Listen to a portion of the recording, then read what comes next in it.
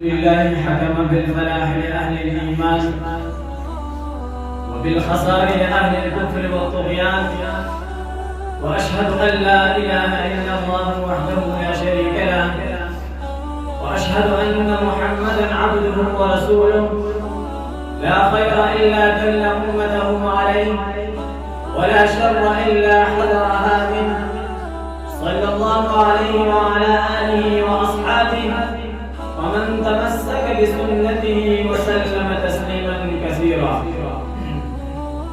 فإيس الحفلة الميمونة والضيوف الكرام وإخواني الأعزاء، إني أحييكم أولا بالتحية المباركة، تحية الإسلام. السلام عليكم ورحمة الله وبركاته.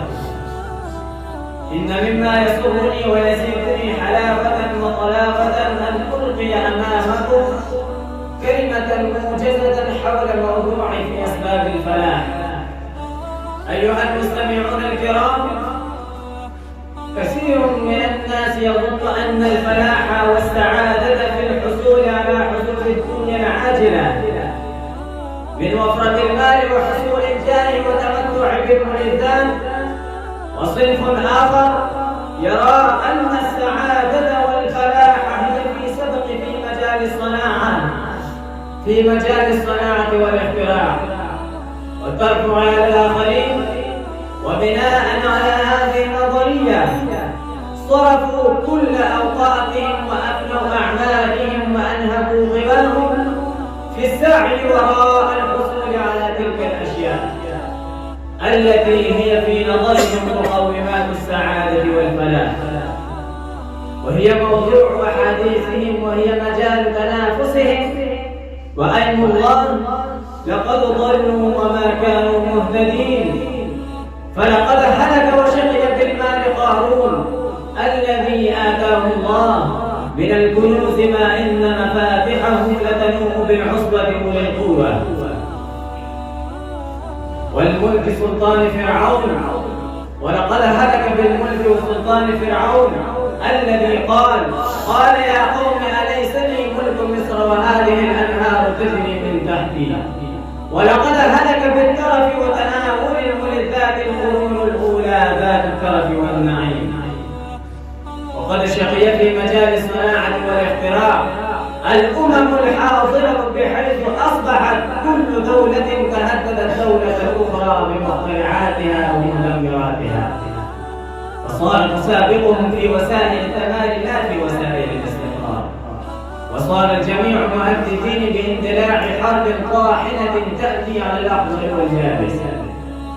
وهكذا يا أحبتي في الله، إذا لم يكن الإيمان هو الموجه، وإذا لم تكن العقيدة الصحيحة هي الأساس، فسدت الدنيا وأصبحت الأعمال كلها لا فائدة منها لا عاجلا ولا آجلا.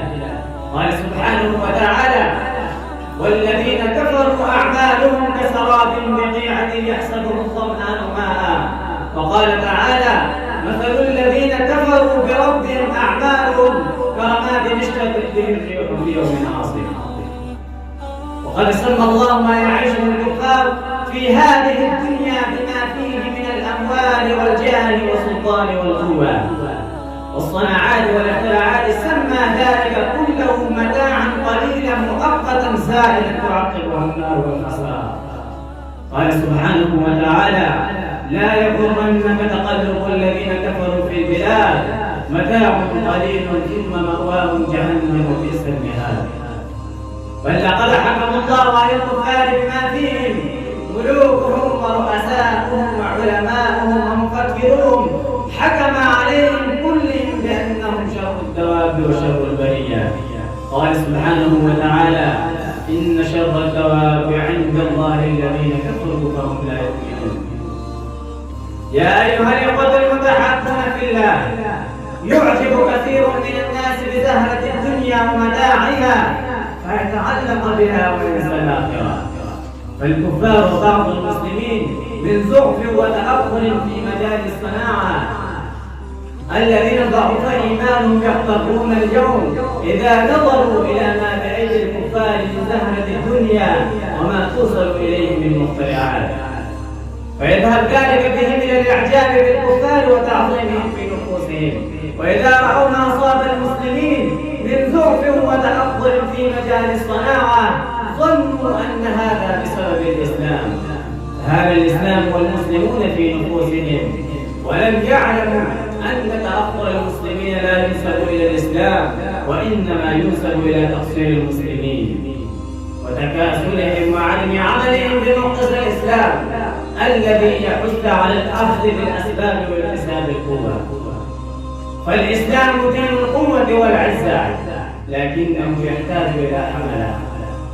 يا معشر الشباب، لقد تحقق إفلاس الكافرين وخسارتهم في الدنيا والآخرة، لأنهم يفقدون مقومات الفلاح والسعادة التي من أبرزها الإيمان بالله واليوم الآخر. فلقد حكم الله بالفلاح للمؤمنين، قال سبحانه وتعالى: قد أفلح المؤمنون الذين هم في صلاتهم خاشعون، إلى قوله: والذين هم على صلواتهم يحافظون أولئك هم الوارثون الذين يرثون الفردوس هم فيها خالدون. إن شر الدواب عند الله الذين كفروا فهم لا يؤمنون.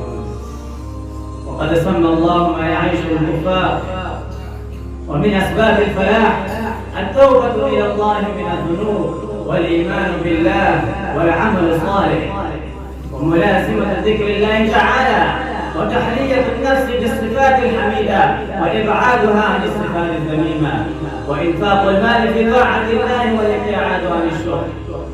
أيها المستمعون الكرام، سيأتي على الناس يوم يظهر فيه المفلح من الخاسر. ذلكم هو يوم وزن الأعمال، ذلكم هو يوم وزن الأعمال. قال سبحانه وتعالى: والوزن يومئذ الحق فمن ثقلت موازينه فأولئك هم المفلحون ومن خفت موازينه فأولئك الذين خسروا أنفسهم بما كانوا بآياتنا يظلمون. إن بإمكان الإنسان اليوم أن يستعد لهذا الوزن وينسق أعماله ويصلح ما فسد منها ويكثر من الحسنات لتثقل موازينه يوم القيامة. بإمكانه أن يقدم لهذا الميزان ما يذكره ما دام على قيد الحياة وما دام يذكر هذا الميزان ويتذكره، فإن نسيه فليس بمنسيه، وإن غفل فليس بمغفور عنه. وكما تدين تدان، والأعمال بالخواتيم. وفي الختام أسأل الله رب العالمين العفو والعافية والمعافاة الدائمة في الدنيا والآخرة.